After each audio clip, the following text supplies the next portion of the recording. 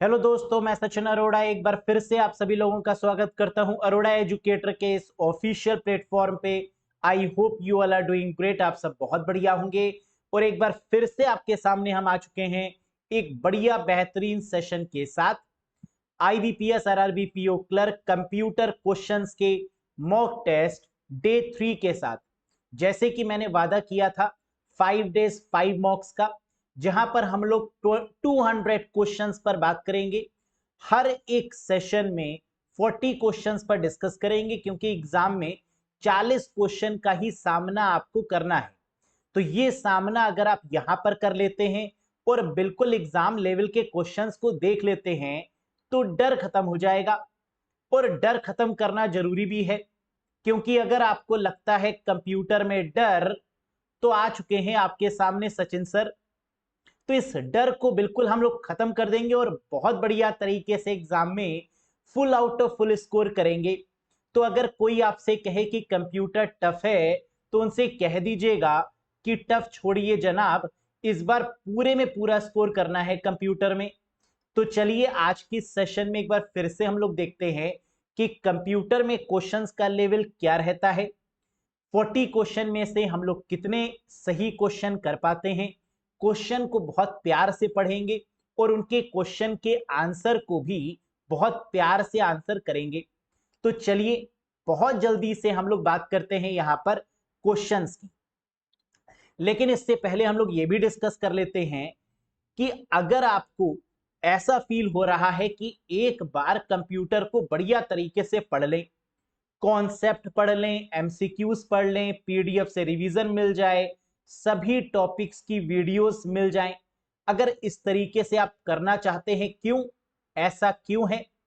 क्योंकि एग्जाम का लेवल बहुत इजी नहीं होता। आप जानते हैं, अगर अपने प्रीवियस ईयर के क्वेश्चंस को दिया होगा या आपने एनालिसिस देखी होगी, तो आपने ये जरूर समझा होगा कि पेपर का लेवल बहुत आसान नहीं रहने वाला।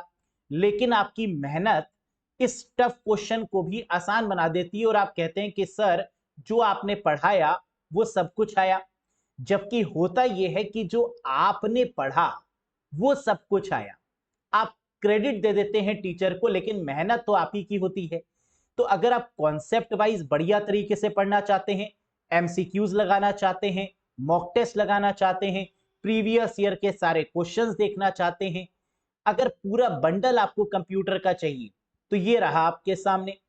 आरबीआई असिस्टेंट एग्जाम हो, IBPS RRB PO, IBPS RRB clerk का एग्जाम हो, स्केल 1 स्केल 2 स्केल 3 लेवल का एग्जाम हो, ईपीएफओ का एग्जाम हो, किसी भी एग्जाम की अगर आप प्रिपरेशन कर रहे हैं और उसमें कंप्यूटर आपको देखने को मिल रहा है, तो बिल्कुल भी टेंशन मत लीजिए। इस पार्टिकुलर कोर्स से कनेक्ट हो जाइए और यहां पर आपको कंप्लीट पैकेज मिलेगा कंप्यूटर का। Total video 65+ hours, topic wise concept, topic wise MCQs, live and recorded sessions, PDF files, mock test, basic to high level, और वैलिडिटी रहने वाली है 12 months from the date of purchase. तो जिस दिन आप एनरोल होंगे उस दिन से 12 महीने की वैलिडिटी के साथ में आपको ये कोर्स मिल जाएगा। सर कैसे एनरोल करिए ये तो बताइए। कैसे एनरोल कर सकते हैं? आंसर है अरोड़ा एजुकेटर ऐप को इंस्टॉल करिए आईओएस या गूगल प्ले स्टोर की मदद से और इस शानदार बैच से कनेक्ट हो जाइए। किसी भी कंफ्यूजन के रिगार्डिंग दिए गए नंबर पे व्हाट्सएप करके भी आप कंफर्मेशन ले सकते हैं और अपने डाउट को रिजॉल्व कर सकते हैं। विदाउट फर्दर एडू बात करते हैं आज के सेशन के इस क्वेश्चन पर। प्रीवियस सेशन यानी डे 2 में हम लोगों ने क्वेश्चन आपको दिया था और ये क्वेश्चन का जो आंसर था वो आप लोगों ने कमेंट बॉक्स में कमेंट करके मुझे बताया, जो कि बिल्कुल सही था। क्वेश्चन मैंने जो आपसे पूछा था वो क्या था? Which shortcut key is used in Google Chrome to save your current web page as a bookmark? Google Chrome में आपके वर्तमान वेब पेज को बुकमार्क के रूप में सहेजने के लिए किस शॉर्टकट कुंजी का उपयोग करते हैं? तो गूगल क्रोम में बुकमार्क करने के लिए कंट्रोल के साथ डी का इस्तेमाल करते हैं, यानी आंसर होगा ऑप्शन नंबर 3। Very good. आज के सेशन का पहला क्वेश्चन ये रहा और 40 क्वेश्चन की तरफ हम लोग बढ़ चुके हैं। 40 में से कितना स्कोर किया एक बार कमेंट करके मुझे जरूर बताइएगा वीडियो देखने के बाद में। पढ़िए क्वेश्चन आराम से। Which was the following used in ENIAC computers? ENIAC computer में निम्नलिखित में से किसका प्रयोग किया जाता है? Transistor, integrated circuit, vacuum tube, micro processor या ऑल ऑफ दीज? कैसे करेंगे इसका आंसर? सबसे पहले आप सोचेंगे कि ये जो ENIAC है ये किस जनरेशन का कंप्यूटर है। तो आपको पता है कि ENIAC फर्स्ट जनरेशन का कंप्यूटर है, और फर्स्ट जनरेशन में जो टेक्नोलॉजी यूज की जाती है वो है वैक्यूम ट्यूब। तो आंसर हो जाएगा वैक्यूम ट्यूब। सेकेंड जनरेशन में ट्रांजिस्टर, थर्ड जनरेशन में इंटीग्रेटेड सर्किट, फोर्थ जनरेशन में माइक्रो प्रोसेसर, फिफ्थ जनरेशन में VLSIC या फिर आप कह सकते हैं वेरी लार्ज स्केल या अल्ट्रा लार्ज स्केल इंटीग्रेशन। ये आपकी फिफ्थ जनरेशन हो जाएगी, जहां पर रोबोट्स का इस्तेमाल हो जाएगा, आर्टिफिशियल इंटेलिजेंस का यूज हो जाएगा। तो फिफ्थ जनरेशन आपकी फेमस है किसके लिए? Ultra large scale integration circuit के लिए। जबकि फोर्थ जनरेशन फेमस है very large scale integration circuit VLSIC के लिए। तो इसका मतलब हम समझ गए कि फर्स्ट जनरेशन मतलब वैक्यूम ट्यूब, मतलब ENIAC। Next, what is the keyboard shortcut to refresh the active window in Windows 11? Windows 11 में एक्टिव विंडो को रिफ्रेश करने के लिए कीबोर्ड शॉर्टकट की क्या है? फटाफट से सोचिए। विंडोज ऑपरेटिंग सिस्टम में रिफ्रेश करने की जो शॉर्टकट की है वो F5 है। अगर आपको रिफ्रेश करना है तो आप क्या करेंगे? F5 का इस्तेमाल करेंगे। बहुत आसान question. So the correct one is F5। या फिर आप डेस्कटॉप पर राइट क्लिक करके भी रिफ्रेश कर सकते हैं। कई बार एग्जाम में यह भी क्वेश्चन आता है कि जब आप डेस्कटॉप पर राइट क्लिक करते हैं तो ऊपर के जो तीन ऑप्शंस होते हैं वो कौन कौन से होते हैं? किया तो आपने बहुत बार होगा, लेकिन कभी ध्यान नहीं दिया होगा, तो जरा ध्यान दीजिएगा। जैसे ही आप डेस्कटॉप पर राइट क्लिक करते हैं, सबसे पहले आपको व्यू दिखता है, फिर सॉर्ट बाय होता है, फिर रिफ्रेश होता है। तो तीन तो आप लोग याद कर लीजिए, view, sort by, refresh, undo move, new, display setting, personalise जैसे ऑप्शंस भी आपको देखने को मिलते हैं। तो ये आपको याद करना होगा कि पहले तीन ऑप्शंस आपको कौन से मिलते हैं राइट क्लिक करने पर? व्यू, सॉर्ट बाय और refresh. Next, which of the following is the keyboard shortcut to go to the insert tab in Microsoft PowerPoint 2021? Microsoft PowerPoint 2021 में इंसर्ट टैब पर जाने के लिए निम्न में से कौन सा कीबोर्ड शॉर्टकट है? तो पावर पॉइंट में अगर इंसर्ट टैब पर आपको डायरेक्टली जाना है शॉर्टकट की मदद से, तो ऑल्ट के साथ में एन प्रेस करते हैं तो इंसर्ट टैब पर पहुंच जाते हैं। तो शॉर्टकट की क्या होगी guys? Alt plus N. Press करते ही इंसर्ट टैब में आप डायरेक्टली पहुंच जाएंगे, याद रखिएगा इसको। Next, a dash is a malware. ये एक मैलिशियस सॉफ्टवेयर है, ये एक हानिकारक सॉफ्टवेयर है, malware, that is created to generate revenue for its developer, जो कि अपने डेवलपर के लिए रेवेन्यू मतलब इनकम जनरेट करता है। तो ऐसा कौन सा मैलवेयर है जो इनकम जनरेट करता है डेवलपर के लिए? एक मैलवेयर है जो अपने डेवलपर के लिए राजस्व उत्पन्न करने के लिए बनाया गया है। ट्रोजन, स्पाईवेयर, रैंसमवेयर, एडवेयर या all of these? Correct answer होगा एडवेयर। एडवर्टाइजमेंट का काम ही है इनकम जनरेट करना। एड जो आते हैं वो जनरली क्या करते हैं? रेवेन्यू जनरेट करके देते हैं ब्लॉगर्स को, डेवलपर्स को, क्रिएटर्स को। ट्रोजन हम लोग जानते हैं, ट्रोजन हॉर्स वो मैलवेयर होता है जो दिखने में तो बड़ा शरीफ है लेकिन होता बहुत हानिकारक है ना, that is called Trojan horse. Spyware का मतलब जो मॉनिटर करे, जो छुप के आपको देखे, दैट इज कॉल्ड स्पाईवेयर, जो निगरानी रखे हमारे ऊपर। रैंसमवेयर का मतलब वो मैलवेयर, एक ऐसा मैलवेयर जो हमारे एक्सेस को ही रोक दे, हम अपने फाइल्स और फोल्डर को एक्सेस ना कर पाए, और एक्सेस देने के लिए वो हमसे कुछ पेमेंट मांगे, हमसे रैंसम की डिमांड करे, हमसे रिश्वत की डिमांड करे, ऐसा है रैंसमवेयर। और एडवेयर आप समझ गए। Next, which of the following hold the processed result that are awaiting output? निम्नलिखित में से कौन सा संसाधित परिणाम रखता है जो आउटपुट की प्रतीक्षा कर रहा है? होल्ड का मतलब क्या है? प्रतीक्षा करने का मतलब क्या है? हम प्रतीक्षा कहां करते हैं? हम होल्ड कहां पर रखते हैं? सपोज करिए कि आपको एक फ्लाइट पकड़नी थी, फ्लाइट डिले हो गई, तो आप क्या करेंगे? होल्ड करेंगे ना, आप वेट करेंगे। तो वेटिंग जगह कंप्यूटर के पास कौन सी है? जहां पर कंप्यूटर वेट करता है, जिसे कंप्यूटर का वेटिंग रूम बोला जाता है, that is called RAM, random access memory. क्या रैम दिया हुआ है यहां पर? नहीं दिया हुआ है, क्योंकि रैम की जगह पर दिया हुआ है मेन मेमोरी, और मेन मेमोरी का मतलब होता है रैम और रोम। तो याद करिएगा, इस बात को याद रखिएगा कि कंप्यूटर में कभी भी होल्ड की बात की जाए, वेट करने की बात की जाए, तो वेटिंग एरिया कंप्यूटर में कहलाता है रैम। तो हमेशा आंसर रैम होगा, और रैम नहीं है तो मेन मेमोरी होगा। क्लियर है ये बात? Very good. Which of the following is or are example of software in computer? निम्नलिखित में से कौन सा कंप्यूटर में सॉफ्टवेयर का उदाहरण है? Firefox, Android, Corel Draw, all of these या none of these? Firefox, Mozilla Firefox, जो कि एक ब्राउजर है, क्या ये सॉफ्टवेयर है? बिल्कुल, ब्राउजर जो होता है वो सॉफ्टवेयर ही होता है। एंड्रॉइड ऑपरेटिंग सिस्टम है, और ऑपरेटिंग सिस्टम भी एक सॉफ्टवेयर है। कोरल ड्रॉ, ये भी इमेजेस डेवलप करने के लिए सॉफ्टवेयर है, तो ये भी क्या हो गया? सॉफ्टवेयर है। यानी आंसर होगा all of these. Fourth is the right one. Mozilla Firefox, Android और कोरल ड्रॉ, ये तीनों ही हमारे क्या हैं? सॉफ्टवेयर हैं। Next, dash is a network device that can receive data, analyse it and transmit it to another network. Dash एक network device है जो डेटा प्राप्त कर सकता है, इसका विश्लेषण कर सकता है और इसे अन्य नेटवर्क पर प्रसारित कर सकता है।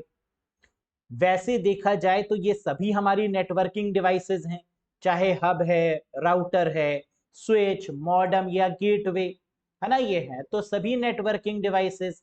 लेकिन ऐसी कौन सी नेटवर्किंग डिवाइसेस है जो डेटा को रिसीव भी करता है, उस पर प्रोसेसिंग यानी एनालाइज भी उसको करेगा, और ट्रांसमिट भी करेगा डेटा को दूसरे नेटवर्क पर?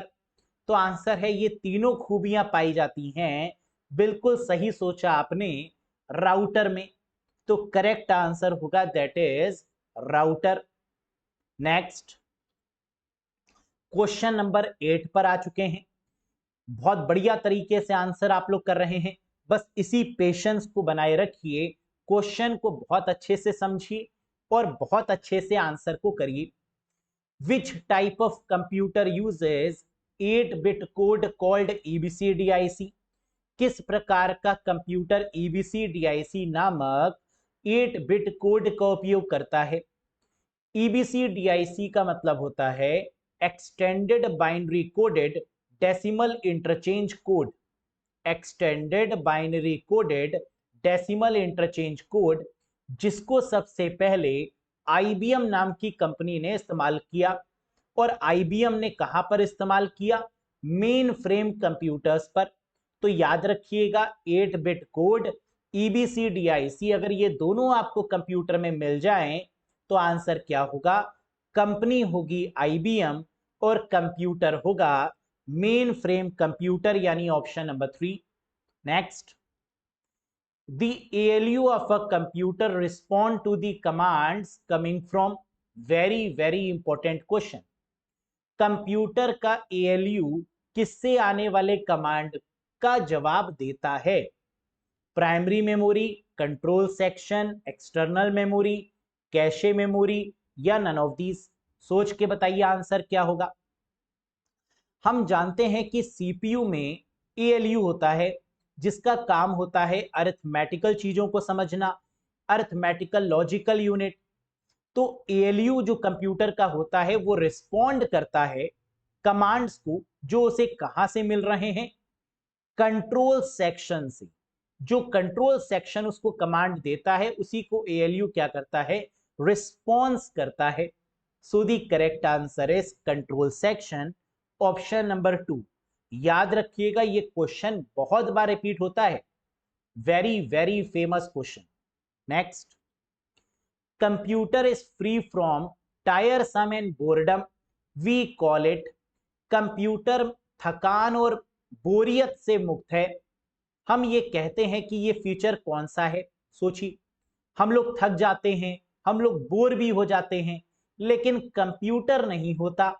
तो इस पार्टिकुलर फीचर को कंप्यूटर के क्या बोलते हैं, एक्यूरेसी, रिलायबिलिटी, डिलीजेंस, वर्सैटिलिटी या ऑल ऑफ दीज। बिल्कुल सही आपकी पार की नजर और निर्मा सुपर। करेक्ट आंसर होगा डिलीजेंस। यानी कंप्यूटर तेजी से काम करता रहता है, निरंतर काम करता रहता है, इस पार्टिकुलर कैरेक्टरिस्टिक को, विशेषता को बोलते हैं डिलीजेंस। एक बार पढ़ लेते हैं। The capacity of computer of performing repetitive task without getting tired is called diligence. A computer is free from tiredness, computer थकता नहीं है, लैक ऑफ कंसंट्रेशन नहीं होती, फैटीग नहीं होता, therefore it can work for hours, इसलिए वो बहुत लंबे समय तक काम करता है, without creating any error, बिना किसी गलती के। this is called diligence। next, question number 11 पढ़िए। A storage area used to store data to compensate for the difference in speed at which the different unit can handle is। गति में अंतर की क्षतिपूर्ति करने के लिए, डेटा को स्टोर करने के लिए उपयोग किया जाने वाला स्टोरेज एरिया है जिस पर विभिन्न इकाइयां संभाल सकती हैं। अब कई कैंडिडेट तो समझेंगे ये क्वेश्चन क्या है, सिर के ऊपर से जा रहा होगा। हमें क्वेश्चन के पॉइंट को बहुत ध्यान से समझना है। अगर आप देखें तो हमने कुछ हाईलाइट किया हुआ है यहां पर। स्टोरेज एरिया, इसका मतलब कि ये स्टोरेज एरिया है, नंबर 1। दूसरा कि ये स्पीड के डिफरेंस को कंपनसेट कर रहा है। जैसे हमारे इंटरनेट की स्पीड बहुत तेज है, कंप्यूटर बहुत धीमे है। कंप्यूटर की स्पीड बहुत तेज है, इंटरनेट की स्पीड बहुत कम है। इसको कंपनसेट करने के लिए, इसको मैनेज करने के लिए जो स्टोरेज एरिया बनाया गया, दैट इज कॉल्ड बफर, जिसे बफर मेमोरी के नाम से भी जानते हैं। तो करेक्ट आंसर यहां पर क्या होगा, बफर होगा, जो एक तरीके से स्पीड और कंप्यूटर की परफॉर्मेंस को एक तरीके से क्या करता है, मैनेज करके चलता है, that is called buffer. Clear है, very good. Storage capacity of magnetic disk depend upon, बताइए मैग्नेटिक डिस्क की स्टोरेज क्षमता किस पर निर्भर करती है। मैग्नेटिक डिस्क का मतलब फ्लॉपी डिस्क, हार्ड डिस्क, ये सब हमारी मैग्नेटिक डिस्क हैं। और इनकी जो स्पीड है ये किस पे डिपेंड है, किस पे निर्भर करती है, ट्रैक्स पर इंच ऑफ सरफेस, बिट्स पर inch of track, disk pack in disk surface, all of these या नन ऑफ दीज। तो इन सभी पर निर्भर करती है, आंसर होगा ऑल ऑफ दीज।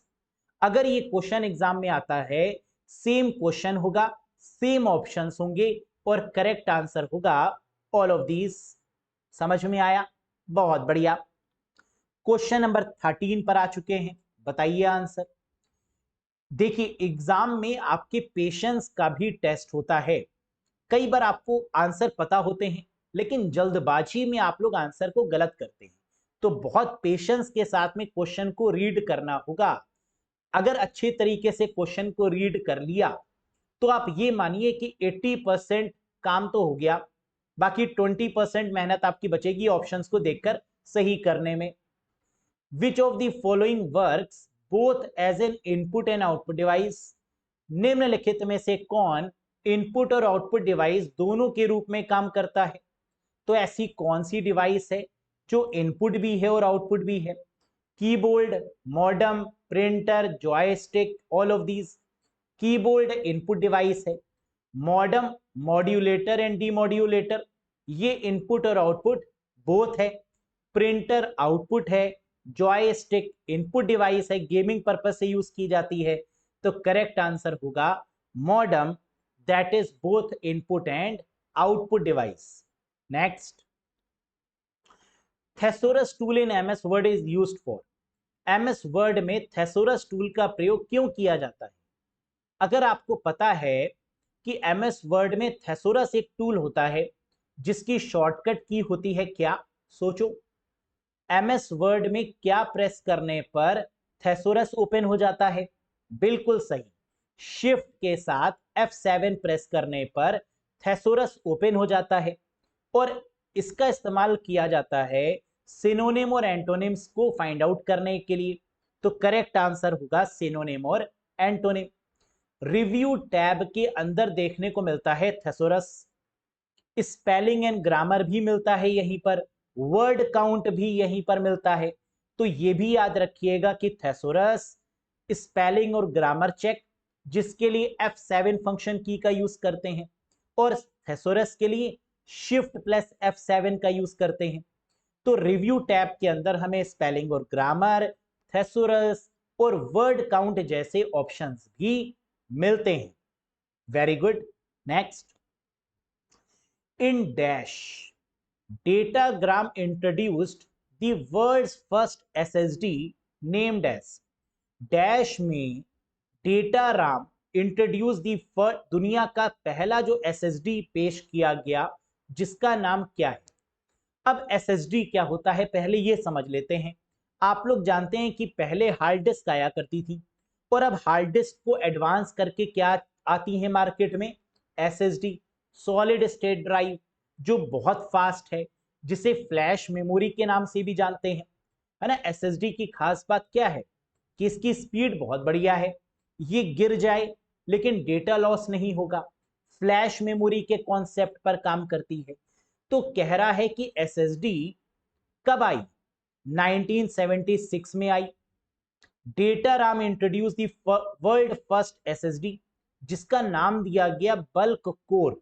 तो याद रखिएगा दुनिया की सबसे पहली SSD 1976 में आई और जिसको किस नाम से जाना गया? बल्क कोर के नाम से जाना गया। याद रहेगा ये बात? Very good. Sometime your email may get stuck in Gmail if you have an unstable internet connection। बिल्कुल सही बात है। Sometime मतलब कई बार ईमेल जो है वो स्टक हो जाता है, यानी रिसीवर को रिसीव नहीं होता, स्टक हो गया। कहां पर? जीमेल में। If you have unstable internet connection. ऐसा क्यों होता है? क्योंकि कई बार हमारे इंटरनेट की स्पीड बढ़िया नहीं होती, तो जो हम मेल भेजते हैं वो जीमेल में अटक सा जाता है, लटक सा जाता है। तो ये कह रहा है कि अब अगर मेल अटक गया तो कहां गया? सेंड में, इनबॉक्स में, आउटबॉक्स में, स्पैम में, या नन ऑफ दीज? तो करेक्ट आंसर है आउटबॉक्स में। क्या होगा गाइस? आउटबॉक्स। यदि आपके पास अस्थिर इंटरनेट कनेक्शन है तो कभी कभी आपका ईमेल जीमेल के आउटबॉक्स में फंस जाता है। क्लियर है? Very good. Next, which feature provides a new way to look at all your notifications in one place in Windows 10 और 11? कौन सी सुविधा Windows 10 और 11 में एक ही स्थान पर आपकी सभी सूचनाओं को देखने का एक नया तरीका प्रदान करती है? जितने भी नोटिफिकेशंस हैं, बैटरी का स्टेटस है या फिर वाईफाई का स्टेटस है, ये सारे नोटिफिकेशंस कहां देखने को मिलते हैं? कंट्रोल पैनल पर, कॉन्टिनम, शेक, एक्शन सेंटर, या none of these? Correct answer होगा एक्शन सेंटर, जिसे नोटिफिकेशन एरिया भी बोलते हैं, एक्शन सेंटर के नाम से भी जानते हैं। तो ये जो नीचे वाला एरिया है जो टास्क बार के राइट साइड में होता है, इसे बोलते हैं क्या guys? This is called action centre, this is called notification area in Windows 10 or 11. Next, in CMYK, बहुत प्यारा क्वेश्चन, CMYK में dash is main color used to determine the image outcome in the printing process. CMYK में printing प्रक्रिया में छवि परिणाम निर्धारित करने के लिए उपयोग किया जाने वाला मुख्य रंग कौन सा है? तो जब हम प्रिंट आउट निकालते हैं तो वहां पर जो कलर कॉम्बिनेशन है उसे बोलते हैं CMYK, सियान, मैजेंटा, येलो, ब्लैक, या ब्लैक को कई बार की के नाम से भी जानते हैं। के का मतलब ब्लैक भी होता है और के का मतलब की भी होता है। तो यहां पर कह रहा है कि प्रिंटिंग प्रोसेस के आउटकम में कौन सा कलर निर्धारित करता है इसके आउटकम को? तो आंसर है ब्लैक कलर या की colour. So the correct answer is की। सियान, मैजेंटा, येलो और की, जिसको ब्लैक भी बोलते हैं, तो ये आउटकम के प्रोसेस को निर्धारित करता है, डिसाइड करता है। Next, which of the following file format support in Windows 10 और 11? विंडोज 10 और 11 में निम्नलिखित में से कौन सा फाइल फॉर्मेट सपोर्ट करता है? सोचिए। विंडोज 10 और 11 ये NTFS फाइल फॉर्मेट को सपोर्ट करेगा, BSD, EXT, all of these या none of these? Correct answer है NTFS, new technology file system. Windows NT से शुरू हुआ, Windows NT, Windows 7, Windows 8, Windows 10, Windows 11, ये सभी जिस फाइल सिस्टम को सपोर्ट करते हैं वो है NTFS, new technology file system. Very good. Next, तो 20 क्वेश्चन की तरफ हम लोग आ चुके हैं। आई होप यहां तक आपने बढ़िया तरीके से बैटिंग करी होगी, आगे भी ऐसे ही करिए। By default numbers alignment in MS Excel is? MS Excel में बाय डिफॉल्ट संख्या का जो अलाइनमेंट होता है वो क्या होता है? Left, right, centre, all of these या नन ऑफ दीज? तो हम लोग जानते हैं कि एक्सेल में नंबर्स हमेशा राइट साइड में होते हैं और टेक्स्ट लेफ्ट साइड में, तो करेक्ट आंसर होगा राइट अलाइन। बिल्कुल सही। नंबर्स के केस में राइट होगा जबकि टेक्स्ट के केस में लेफ्ट होगा, याद रखिएगा। The boot sector file of the system are stored in which computer memory? System की बूट सेक्टर फाइल किस कंप्यूटर मेमोरी में स्टोर की जाती है? सोचो। सोचना ही नहीं है, हमने आपको कई बार ये बात बताई है कि अगर बूटिंग से रिगार्डिंग कोई क्वेश्चन पूछें तो बूटिंग में ऐसी कौन सी मेमोरी है जो मदद करती है? सिस्टम की बूट सेक्टर फाइल किस कंप्यूटर मेमोरी में स्टोर होती है? रोम में स्टोर होती है, क्योंकि रोम ही बूटिंग में मदद करती है फाइनली। तो करेक्ट आंसर होगा read only memory, that is ROM. Next, TCP and UDP operate in which layer of OSI model? TCP मतलब ट्रांसमिशन कंट्रोल प्रोटोकॉल, UDP मतलब user datagram protocol. TCP connection oriented है, UDP connection less protocol है। और ये किस layer पर काम करती हैं? TCP और UDP OSI मॉडल की किस परत पर काम करती हैं? ट्रांसपोर्ट लेयर पर काम करती हैं। So the correct answer is option number 4, transport layer. और हमने आपको प्रीवियस सेशन में बताया था कि OSI मॉडल में जो heart of the OSI model है, जो मेन लेयर है OSI मॉडल की, वो यही है, that is called transport layer. Next, Apple spreadsheet software called? Apple spreadsheet software किसे कहा जाता है? स्प्रेडशीट का मतलब रोज एंड कॉलम्स के फॉर्म में जितना भी सॉफ्टवेयर होगा उसे स्प्रेडशीट बोलेंगे। एप्पल कंपनी ने जो स्प्रेडशीट डेवलप करी उसका नाम क्या है? नंबर्स है। तो एप्पल के स्प्रेडशीट को क्या बोलते हैं गाइस? नंबर्स बोलते हैं। Next, how many presentation views are there in MS PowerPoint 2019? MS PowerPoint 2019, 2021 या पावर पॉइंट 365 में प्रेजेंटेशन व्यू कितने हैं? हम लोग जानते हैं कि टोटल नंबर ऑफ व्यूज 8 होते हैं, जहां प्रेजेंटेशन व्यू 5 है, मास्टर व्यू 3 है। तो प्रेजेंटेशन व्यू अगर पूछें तो 5 होगा, मास्टर व्यू पूछें तो 3 होगा, टोटल व्यूज पूछें तो 8 होगा। प्रेजेंटेशन व्यूज कौन कौन से हैं? Normal, outline view, slide sorter, notes page, reading view. जबकि मास्टर व्यू में कौन कौन से आएंगे? Slide master, hand out master और नोट्स मास्टर। क्लियर है? बहुत बढ़िया। 25 नंबर क्वेश्चन पर आ चुके हैं। पढ़िए क्वेश्चन बहुत प्रेम के साथ। It is a social question and answer website based in Mountain View, California. It was founded in 25th of June 2009. यह माउंटेन व्यू कैलिफोर्निया में स्थित एक सामाजिक प्रश्न उत्तर वेबसाइट है। बहुत बढ़िया। इसकी स्थापना 25 जून 2009 को हुई थी। हम लोग जानते हैं क्वेश्चन आंसर करने वाली वेबसाइट कौन सी है? Q&A, weblog, ask question, Twitter या कोरा? बिल्कुल सही, कोरा होगा सही आंसर और ये आपने सही पहचाना। कोरा बहुत फेमस है क्वेश्चन और आंसर करने के लिए। जहां पर कोरा की फुल फॉर्म क्या है? आप कहेंगे सर कोरा की फुल फॉर्म भी है। हाँ, कोरा का मतलब है QU का मतलब क्वेश्चन, RA का मतलब अरोड़ा नहीं, आंसर, O का मतलब और, क्वेश्चन और आंसर, दैट इज कॉल्ड कोरा। समझ में आ गया? तो ये एक ऐसी वेबसाइट है जहां पर आप क्वेश्चन पूछते हैं, सामने वाला आंसर देता है और ये चलता जाता है। That is called Cora. Next, this is latest Android banking trojan malware that target banking application to steal personal information and adds false layer over a range of application. बहुत प्यारा question.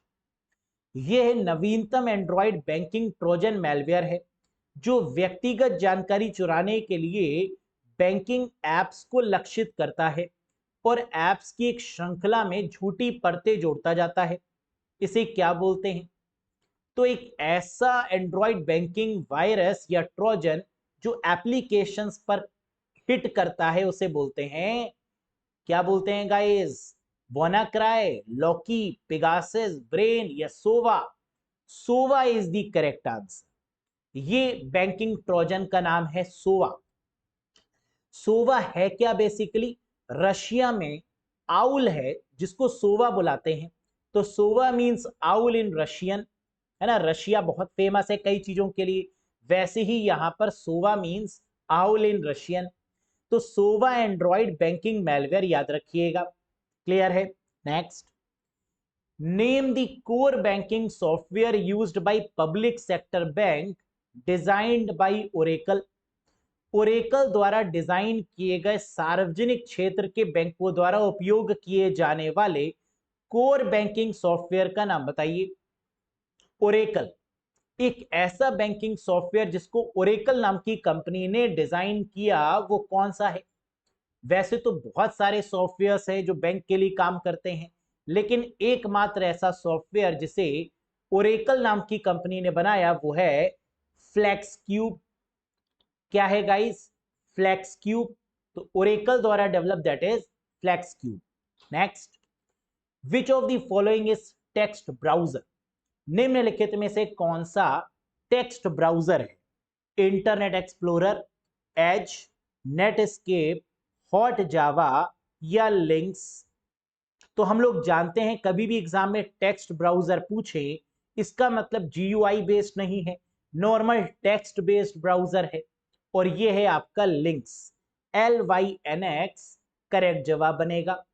Next, dash is the country which deployed the first 5G network and is expected to stay in the lead as far as penetration of the technology goes.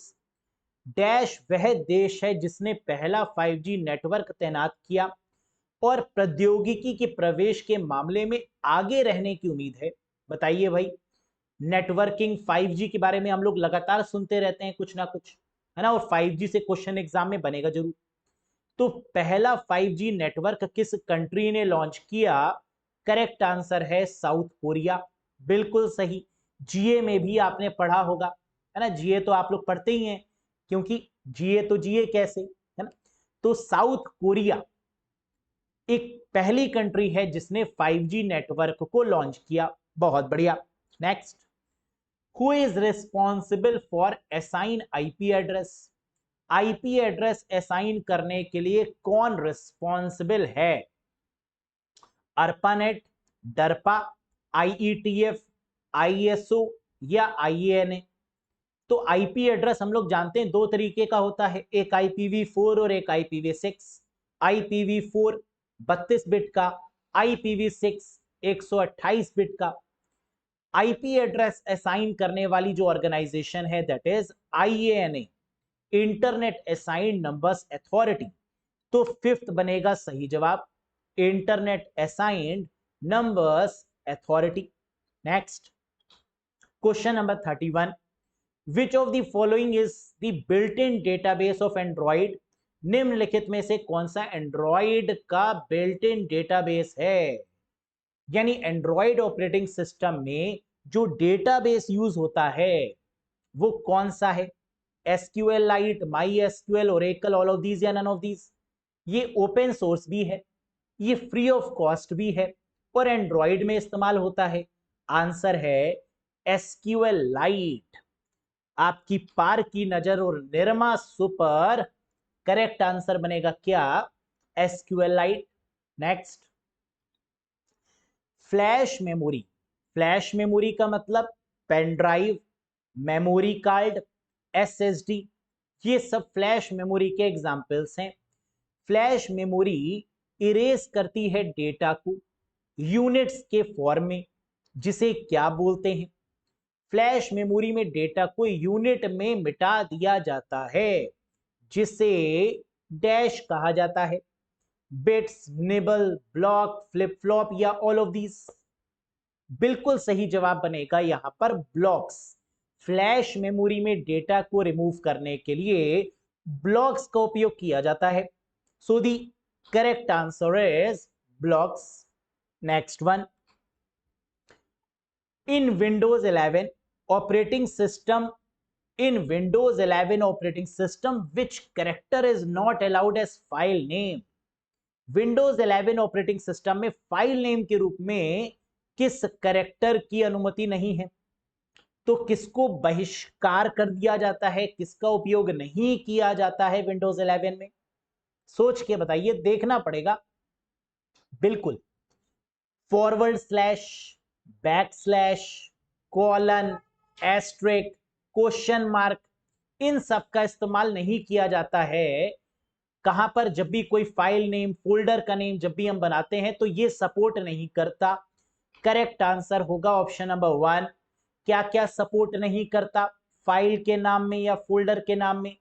Back slash, forward slash, colon, asterisk, question mark, double quote, left angle bracket, right angle bracket और pipe, इतनी चीजें support नहीं करती। Next, which of the following is not a valid function in MS Excel 365? निम्नलिखित में से कौन सा MS Excel 365 में वैध कार्य यानी फंक्शन नहीं है? सम, काउंट, सब्ट्रैक्ट, काउंटे या नन ऑफ दीज? सम का इस्तेमाल सही है, काउंट भी यूज होता है, काउंट ए भी सही है, सब्ट्रैक्ट नहीं है। सब्ट्रैक्ट किसी तरीके का फंक्शन नहीं है, क्योंकि सब्ट्रैक्ट करने के लिए नॉर्मल तरीके से B3 माइनस A3, है ना, यानी उस सेल का नाम लिख देते हैं और माइनस का साइन लगा देते हैं, हो जाता है काम। So the correct answer is subtract, that is not a valid function. इस तरीके से सब्ट्रैक्ट करते हैं, B3 माइनस C3, हो गया subtraction. Next, what is the maximum height of a row in MS Excel 365? MS Excel 365 में एक पंक्ति की अधिकतम ऊंचाई कितनी होती है? बहुत प्यारा क्वेश्चन है। एमएस एक्सेल में जो रो की मैक्सिमम हाइट है वो 409 पॉइंट्स की होती है, 409 पॉइंट की होती है। याद रखना पड़ेगा आपको, बादाम खाने पड़ेंगे निरंतर आपको याद रखने के लिए, है ना, क्योंकि या तो धोखा खा लीजिए एग्जाम में है या तो बादाम खा लीजिए। तो दो ही तरीके से आपकी मेमोरी शार्प होती है। उनको ज्यादा याद रहता है जो धोखा खाते हैं और या जो बादाम खाते हैं। तो आपके पास ऑप्शन क्या है? बादाम खाने का। तो बादाम खाइए और याद रखिए। Next, what technology of memory is cache RAM usually? Memory की कौन सी तकनीक आमतौर पर कैशे रैम होती है? कैशे मेमोरी बहुत फास्ट होती है। ऐसी कौन सी रैम है जिसकी मदद से कैशे मेमोरी बनाई जाती है? Static RAM. तो करेक्ट आंसर क्या होगा? S RAM is the right one, जिसकी मदद से कैश मेमोरी को डेवलप किया जाता है। और हम जानते हैं कि कैश मेमोरी दूसरे नंबर की फास्टेस्ट मेमोरी है। दूसरे नंबर की फास्टेस्ट क्यों? क्योंकि पहले नंबर की फास्टेस्ट है रजिस्टर। रजिस्टर के बाद है क्या? Cache memory. कैशे मेमोरी के बाद में आती है क्या? रैम। और फिर तो सेकेंडरी मेमोरी शुरू हो जाती है। तो आपको याद ये रखना है कि सबसे फास्टेस्ट मेमोरी कौन सी है? रजिस्टर। और रजिस्टर के बाद है cache memory. Next, name the latest version of Mac operating system. Macintosh operating system, Mac OS के नवीनतम संस्करण का नाम बताइए। और आप जानते हैं कि मैक ऑपरेटिंग सिस्टम में लगातार नए वर्जन आते रहते हैं, है ना। जैसे एंड्रॉयड ऑपरेटिंग सिस्टम अपडेट होता है, वैसे ही मैक ऑपरेटिंग सिस्टम एप्पल का अपडेट होता है। तो इसका लेटेस्ट वर्जन कौन सा है याद रखिएगा, एग्जाम में पूछा जाता है। तो मैक ऑपरेटिंग सिस्टम का लेटेस्ट वर्जन है दैट इज वेंचुरा। क्या है? वेंचुरा। और ये कब आया? 24 अक्टूबर 2022 को ये रिलीज किया गया। Next question guys, RAM speed is measured in dash and today's most RAM is called dash।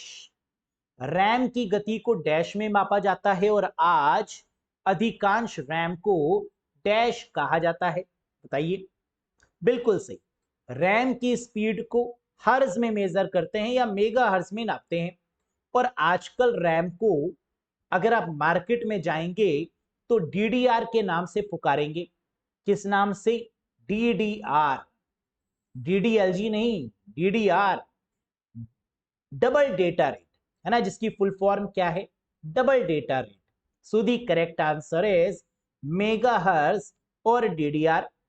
DDR1, DDR2, DDR3, DDR4, DDR5, ये अलग अलग DDR हैं, स्पीड अलग अलग और DDR की रेंज अलग अलग। Next, which is the default duration of the undo message of Gmail account? Gmail खाते में पूर्ववत संदेशों की डिफॉल्ट अवधि कौन सी है? मतलब क्या है?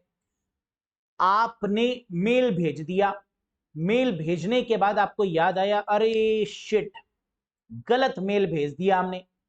तो क्या आप उस मेल को अंडू कर सकते हैं, कैंसिल कर सकते हैं? जी हां, लेकिन एक शर्त है कि आप इतने सेकंड के अंदर ही वो मेल अंडू कर सकते हैं और वो है 5 सेकंड।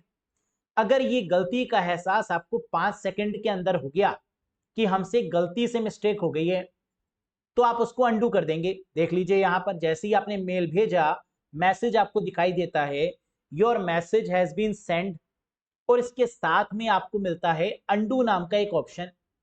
और जैसे ही आपने 5 सेकंड के अंदर अंदर अंडू कर दिया तो मेल रिसीवर को रिसीव नहीं होगा। उसको आप चेंज कर सकते हैं, एडिट कर सकते हैं, लेकिन 5 सेकंड अगर निकल गए तो फिर कुछ नहीं हो सकता। तो बाय डिफॉल्ट ड्यूरेशन इसकी कितनी है? 5 second. Next question, the process of converting from a digital format to analogue format is called.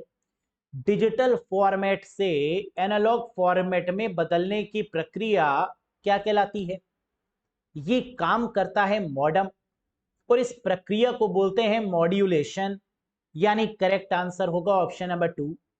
तो मॉड्यूलेशन वो प्रोसेस है, वो प्रक्रिया है जिसमें डिजिटल फॉर्मेट को एनालॉग फॉर्मेट में कन्वर्ट किया जाता है सिंपली।